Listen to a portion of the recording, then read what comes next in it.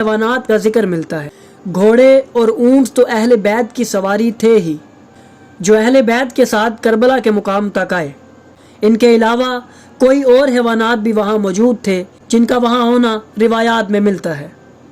नाजरीन, मक्तल की कदीम किताबों में हमें कबूतरों और दीगर परिंदों के ग्रोह का इमाम हुसैन अलैहिस्सलाम की खिदमत में हाजिर होना नजर आता है।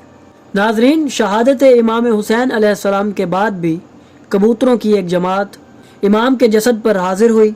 रिवायात में मिलता है कि उन्होंने आपका खून अपने परों पर मला और पूरी दुनिया में उड़ कर गए और आपकी शहादत की खबर फैलाई।